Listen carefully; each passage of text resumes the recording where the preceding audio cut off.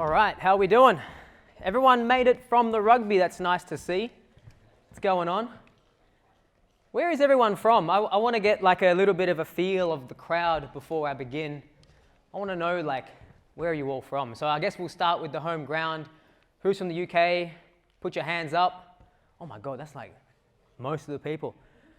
Anyone from Spain? Actually, hey, I'm going to be guessing all night if I have to call this out. Yell out where you're from, and we'll see where you guys are from. Anyone not from the UK? Switzerland. Anyone from Switzerland? Anyone from somewhere else?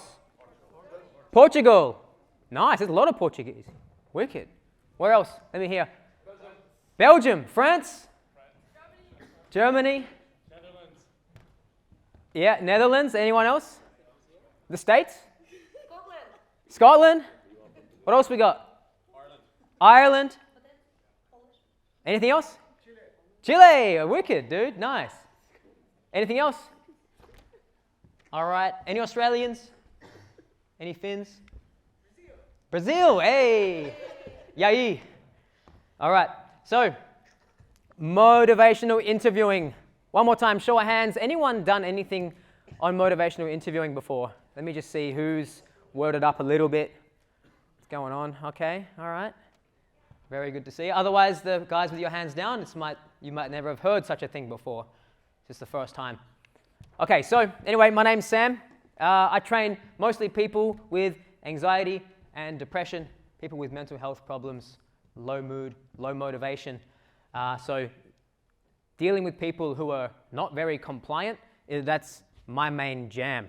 Okay, I look for the worst, the shittiest clients you can get, and I try to fix them and make them better. So I go around and I teach this sort of stuff to gym owners and PTs in Australia. I was at the last Coaches Congress in Stockholm. I've done this for quite some time now. So I really love this stuff. Maybe you'll be able to tell. So I want to open up with a little bit of a story to begin with. This is not my client, but he looks a fair bit like my client. I'm going to call him David. That'll be his name for now. He is a lot like my clients that come to me. They're lifelong nerdy types, bookworms, video gamers, exercising they missed that boat. They never really got into it. So when it came time for him, he noticed he's getting a bit overweight, out of shape. The idea of coming to a gym was terrifying to him because, well, gym and sports, that's for all of those dumbasses who bullied me at school. So all of this exercise thing to him was something he has shoved aside his whole life. And trying to get him to exercise, to come to a gym, was one of the hardest things because he had all of this baggage that we had to break down. So how did I manage to take David from this nerdy guy to this guy who works out with kettlebells 3 times a week? Did I do that just by telling him what to do and giving him a plan and just saying, yeah, bro, take care, do this, man. Look, bro, you can't just push someone into changing their behaviors. You can't just give someone the knowledge and then just expect them to change. Okay, so in this chat, we're solving this fundamental problem. Let me see a show of hands. How many of you guys have worked with clients before? Either one-on-one or in groups? Everybody? Sweet. All right, put your hand up again if you've given them a plan, a program, maybe a nutrition plan, and they didn't do it. All right, so see, you're not alone. This is the issue.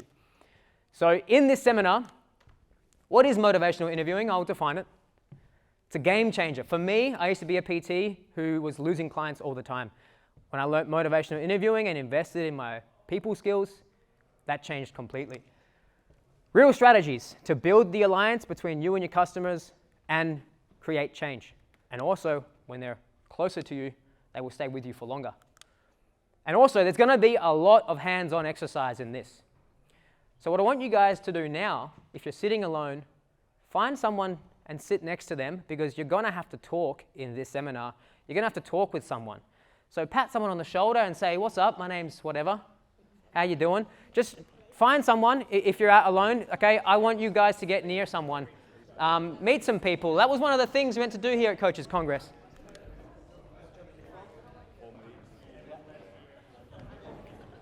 And then when you're done, sit next to each other and look this way. Beautiful.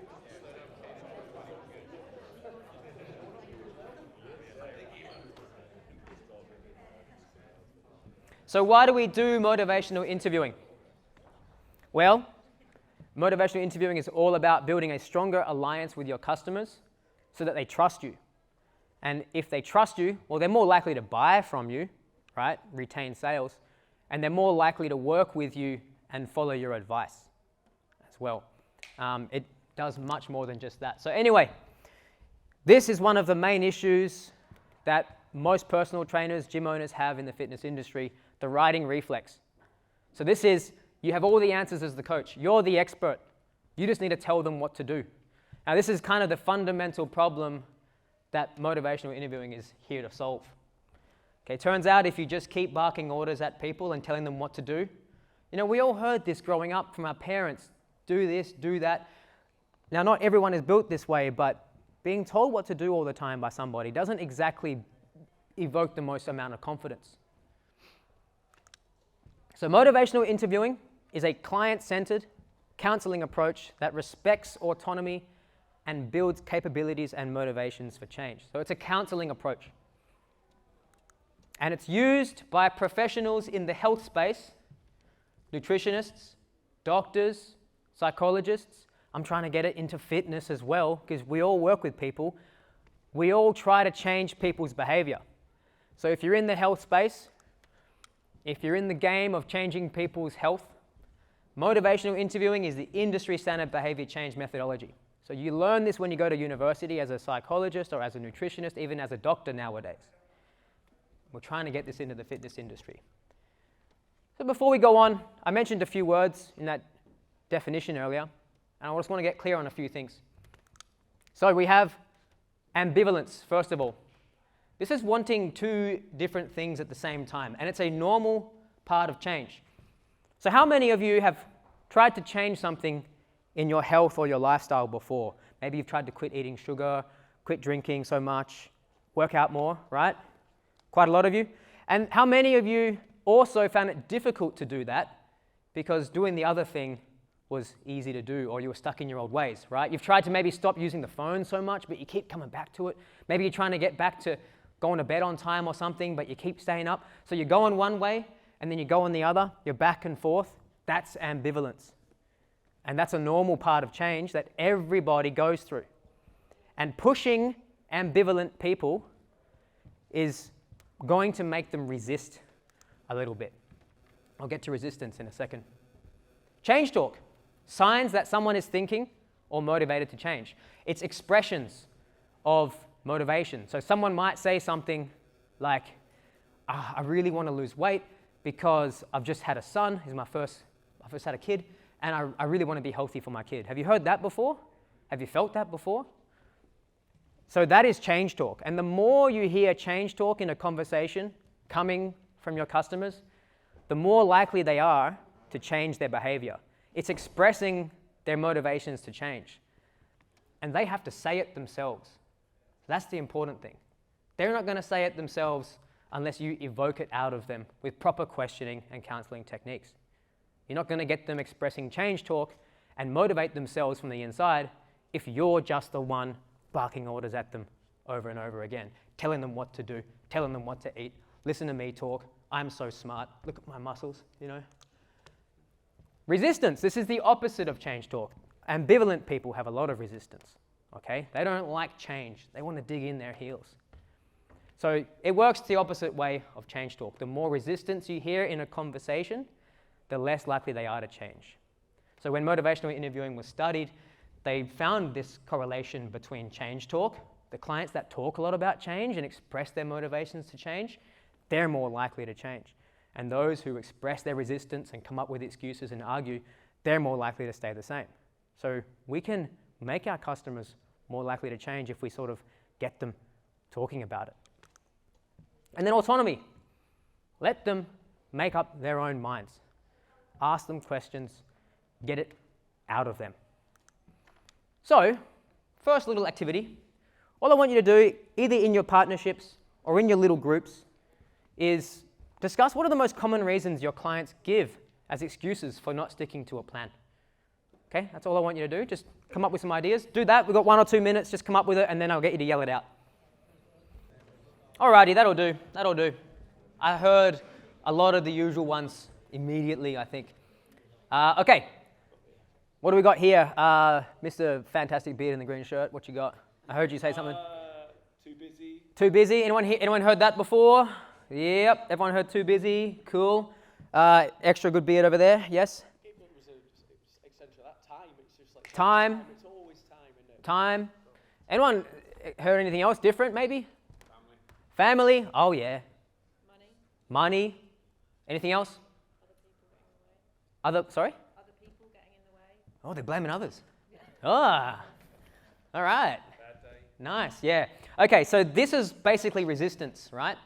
And so your job as coaches, if you're proper counselors, right, you have a choice that you can make when these people come up with their resistance. You can double down and say, listen here, buddy, I don't give a shit. You know, you're not wanting it enough, okay? You got to work harder for this sort of stuff. Now that would be combative, right? That's not rolling with the resistance. So as a good counselor, you hear the resistance, you empathize with it, and you roll with it, okay? That's what I want you guys to kind of remember from this talk. So the therapeutic alliance, the number one factor that leads to successful behavior change. Anyone heard of Carl Rogers, psychologist Carl Rogers? I can't even see if people are nodding. Okay. Matt, was that a nod? Oh, nice.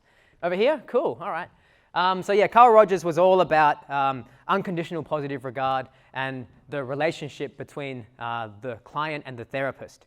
And he did his own studies, and studies were done around the relationship between the client and the therapist. And those who had the highest levels of trust had the highest outcomes. Yeah? So it's not really your Instagram follower count. It's not how big your arms are, your powerlifting total, how big your booty is, all right? It's not how good you look in a matching set. It's actually the alliance you have with your customers. So how do we build the alliance? There's 4 main ways. I'll go through each one just a little.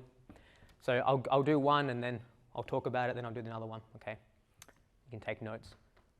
So, reflective listening. Express empathy. Show that you're trying to understand their point of view. So expressing empathy might go something like this.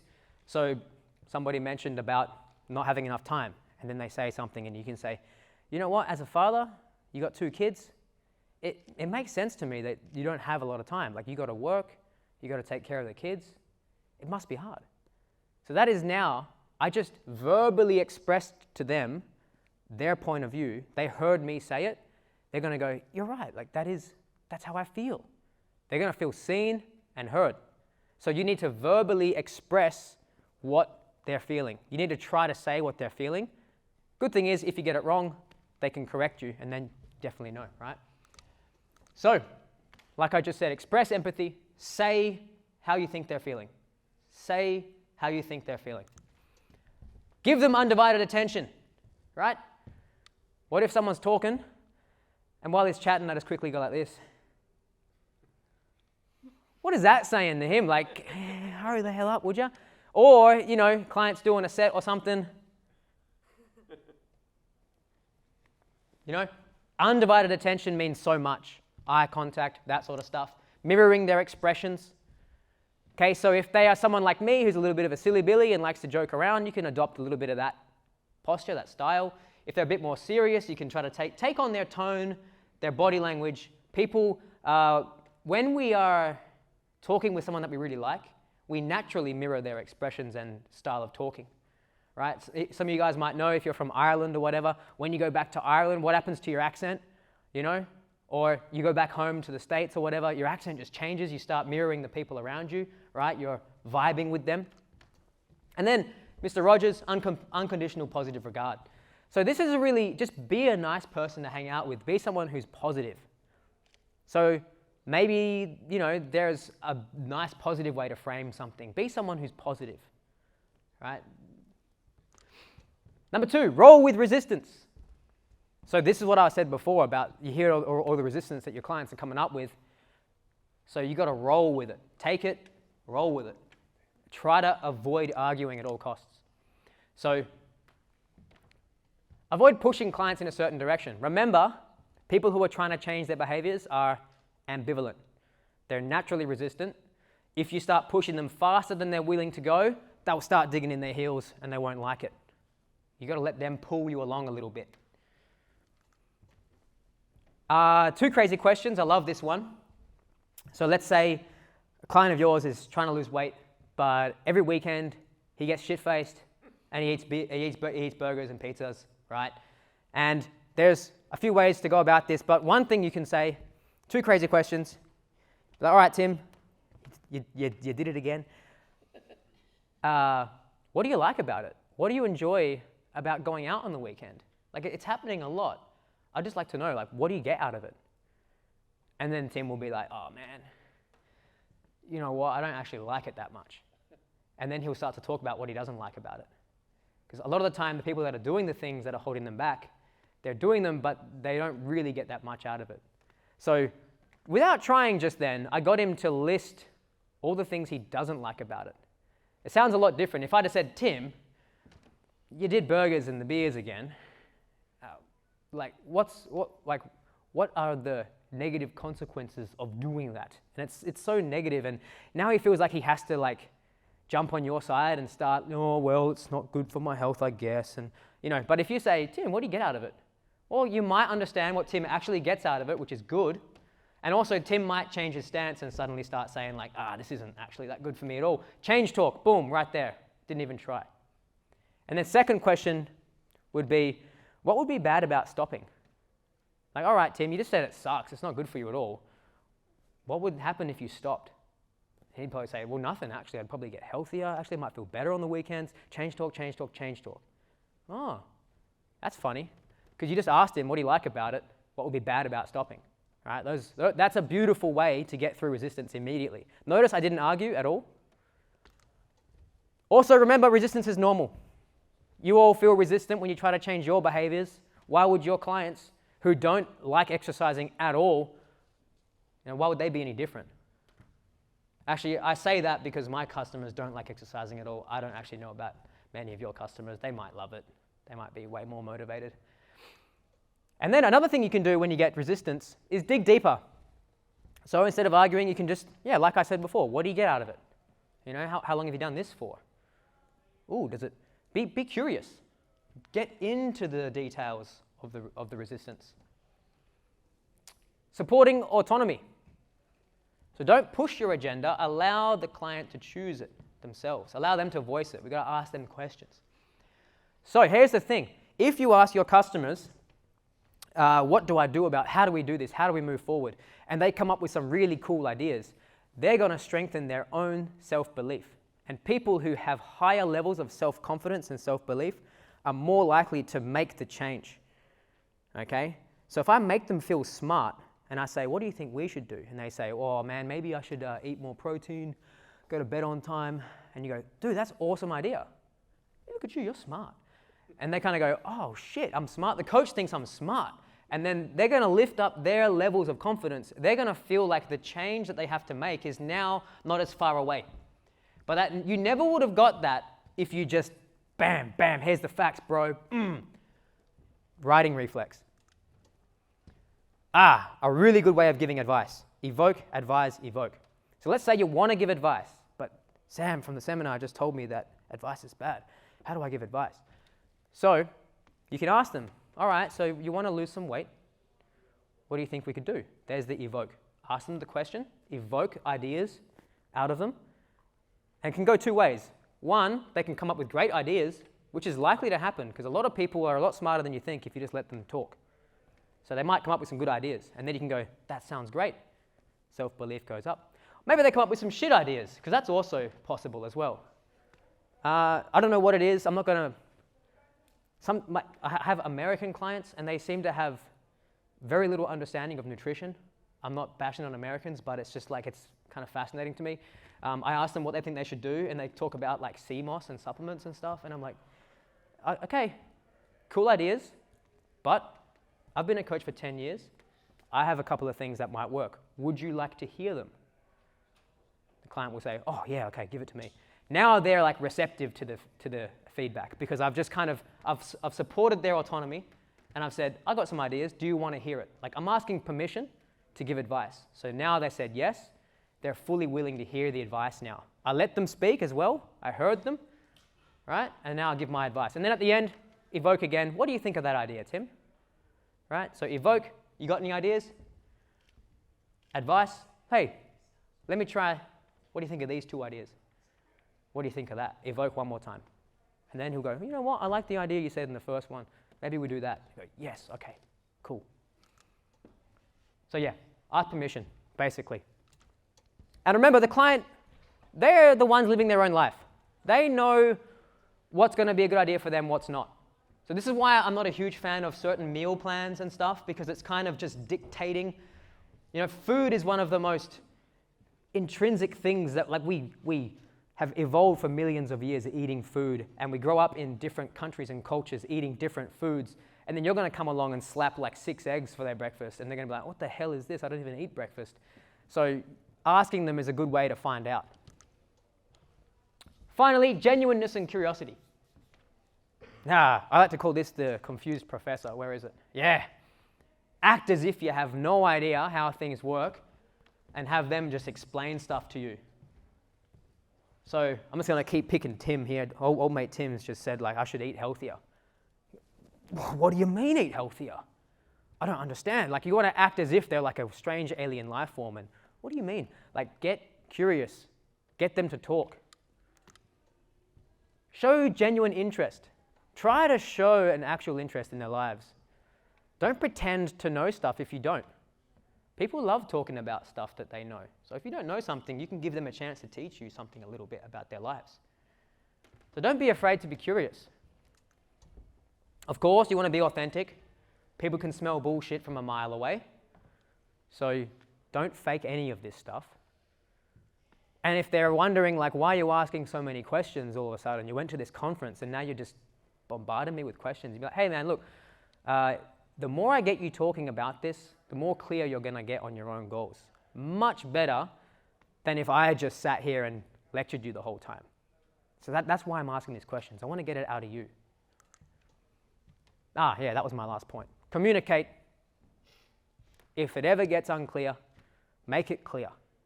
Okay? We're not playing tricks here. This isn't a trick. This isn't a game or a method or anything to trick people into buying things or changing their behaviors. Okay. I like this one. I think if there's going to be one thing you take from this seminar, I think it would be this, the little OARS. These are your main lifts in conversation, right? Your squat, your bench, your deadlift, you know, one more, overhead press maybe. OARS stands for O, open-ended questions. So questions that evoke long responses.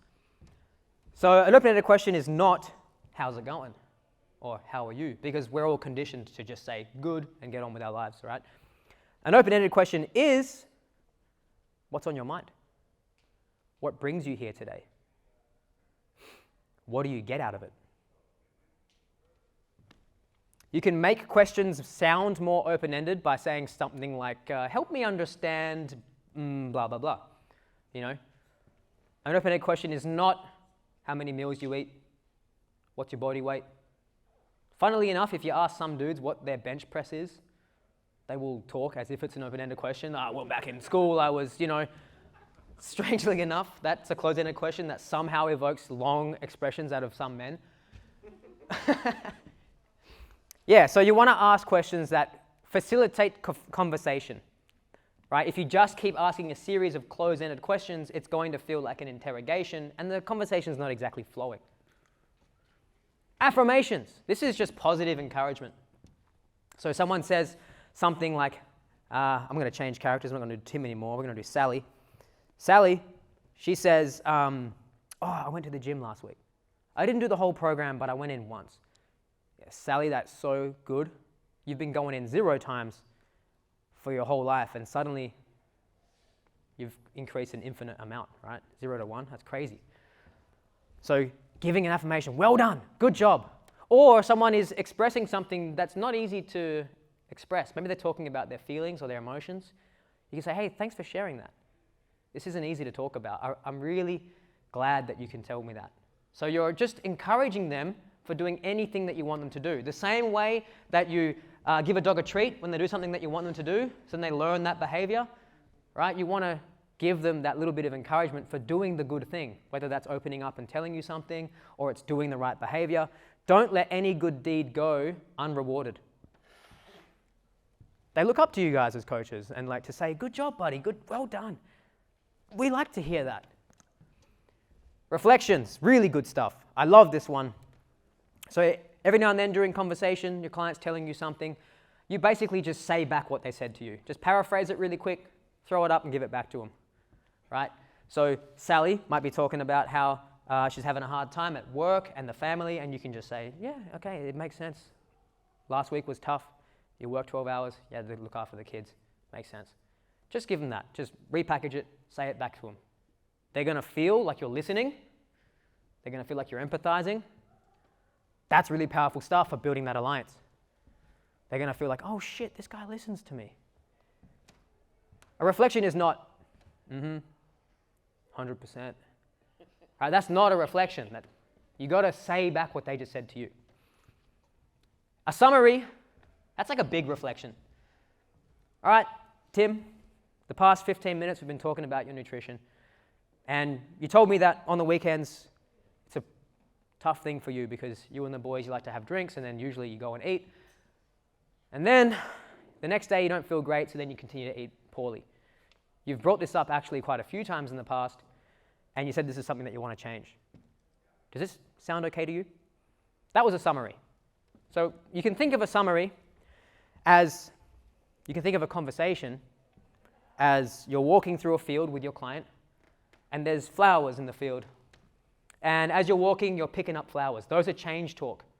So the client will mention some change talk. So Tim said that he's been having troubles on the weekends, right? And he doesn't like this because it's affecting his progress in the whole weekend. So you pick up, okay, he doesn't like drinking. He doesn't like this. Happens every weekend, okay. He wants to change his behaviors so that he's healthier father. Okay, pick that one up. And then the summary, you remember all these things, is you basically just lay out all the flowers one by one at a time, in front of him. And when the client gets all these flowers all at once, they hear their whole life situation summed up in one acute little paragraph, they go, holy shit, you're right. Yeah, I do, oh my God, I do need to change. And they said this with their own words. You didn't put this in their mouth. They said this. Okay, so you're gathering little change talk flowers throughout the conversation, and then after the subject is kind of summarized, you lay it all back to them. You can also ask them, Tim, could you summarize this chat for me? Well, now he has to, oh shit, he has to turn his brain on. Okay, what? We talked about this, and now he's doing the summary. That also works really good. If you forget something, you can help him remember as well. Any questions so far? Cool. All right, now this part goes one of two ways usually live. All right, I have to get someone from the audience to come up, sit down with me, and we're just going to talk. Okay? So does anyone right now want to come and join me? We're going to sit down with some chairs here. I'll get a mic for you guys, and you can just sit down, and all we're going to do is just talk about something that you might want to change in your life. It can be your nutrition, your health, your business, whatever. Anyone want to stick a hand up and come on stage? Yes. Perfect. Hey, Matt. Thank you. Come on stage. Everyone, round of applause for Matt for being so brave. Can I get that microphone, fellas? Thanks, Matt. You rescued me, mate. Otherwise it would be boring. It's on the stage? What is, oh, here we go. Just talk into that for a sec. Check, check. Hello. Oh, all right, everybody. Matt, thank you. Nice. Okay. Thank you, everyone. Matt, one more time. Thanks for coming up. All right. Is my mic still, yeah, we still good? Okay. So, what did you notice in that chat just then? Anything that you noticed? What What approach was I taking that you maybe have not seen before? Just give me some thoughts. Anyone got anything? Asked lots of open-ended questions, so you wanted him to give you more information about the reasons why he was feeling the way he's feeling. Yep, so I asked a lot of open-ended questions. You guys saw that? Good observation. You mirror him all the time. What did he say? You were saying back to him. Yep, there was that reflections, right? I was saying back, I was trying to get clear. Cool. Until the cat moment where he threw you a curveball. Oh, yeah. And you nearly lost your shit there. I felt Matt's got a good sense of humor. I feel like that. I think he was trying to make me laugh. I think he threw that. I think he knew what he was doing. But yeah, sometimes you might find something funny and you're not sure whether you should laugh. Yeah, I can drop the ball sometimes. I usually have the habit of laughing a little too much, and I need to turn it down. Anything else? Just a lot of listening. I just thought it was like How'd you know I was listening? just eye contact. Eye contact. Yeah. Reflections. Yeah, acknowledging him. Right. Yeah. You could sense that I was trying to understand how he was feeling because I was saying back, and tone of voice changing a little bit. I'm not talking like this with him because we started to talk about some pretty heavy shit. So you bring on your radio DJ voice and you talk a little bit slower and a little bit quieter. So you mirror the situation. Okay. Anything else?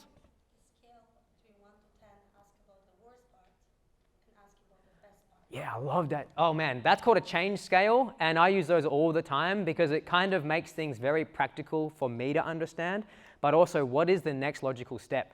So the change ruler is on a scale of 1 to 10, how good do you think your nutrition is right now? 5. Great, why'd you say 5 and not 4 or 3? That gets them talking about what they think they're doing well, which brings up their confidence and gets them ready for the next step, which is what would it take to get you to a 6 or a 7? Mind you, I only increased it by 1 or 2 because we don't want to overwhelm people and give them a huge thing. How do you get to 10? No, they're not ready for that. They're at a 5, okay? How do you get to 6? The good thing about that is they give you ideas about how to get to 6. And then you can be like, that's a great idea. Or you can say, what do you think of this instead, right? So that is a change ruler, and I use those all the time. I love them. My clients laugh at me, but we get shit done. We get shit done. Now, we've got about 7 or 10 minutes or so. Here's what's going to happen. You guys are going to do, to the best of your abilities, right, what me and Matt just did. You're going to sit down with somebody next to you and scan this, by the way, because it's got a bunch of the stuff I just spoke about. It might be useful to have the, OARS and stuff in front of you. And all I want you to do is don't give any advice. Just try not to give any advice. Sit on your hands. Sometimes I do that in my own coaching, is I sit on my hands, and that's a message to me to shut the hell up and let them talk, okay? So ask someone, what's on your mind? What do you want to change? What do you want to do better? What do you get out of it? Open-ended questions, and just try to get them to talk, and just practice what it's like to take on a different approach, okay? So I'll give you maybe 4 minutes, then I'll call out, then we'll do 4 minutes again. Understood? Okay, have fun, chat. How was that? Was that hard?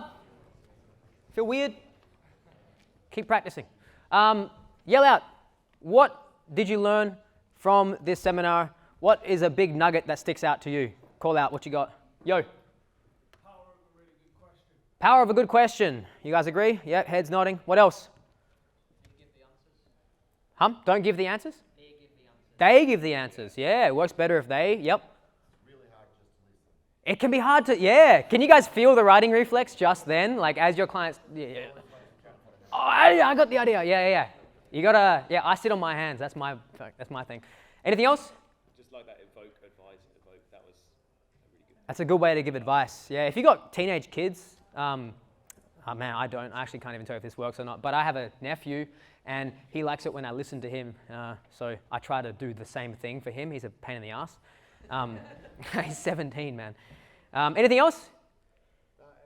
Genuine curiosity. Yeah, being like a confused professor, like just get them to talk, okay? Just, you know nothing. You're the expert, I know, but you know nothing until you have to give advice, yeah? So pretend to know nothing and get them talking. Anything else? Yo, what's up? The importance of digging deeper on things, so in a non-combative way, to ask them to explain a little bit further on things. Yeah, that's rolling with resistance. If you notice something, dig deeper. I like the praise when you sort of acknowledge when they're doing something. Affirmations. Small, whatever their small win is, kind of acknowledging that. Yeah, you guys as coaches should be like that. Be supportive. Yeah, you're not just coaches or gym owners. You're agents of change. Motivational interviewing is not just a tool, it's a way to connect and change lives. You can do this in your own lives yourselves. If you want to learn more, there's a whole lot more about motivational interviewing. Scan this. I'll get your email. At the end of the weekend, after you're all done doing this stuff, I'll send you all an email saying, hey, it's Sam again. You can try. I made a course that you can learn more about it. It's designed for fitness industry professionals because no one's really doing that. They make motivational interviewing resources, but it's usually in the counseling environment or medicine. But this is for fitness professionals, and it's, I just made it, and it's a bit crappy, so I need you to test it. It's cheap, so you can take it, learn some stuff, and then write back to me something that you didn't like or you did like. And there's my Instagram if you want to send me nudes or whatever. I'll take those. Anyway, that's it. Thank you, guys. Yeah, talk to me over here if you want questions.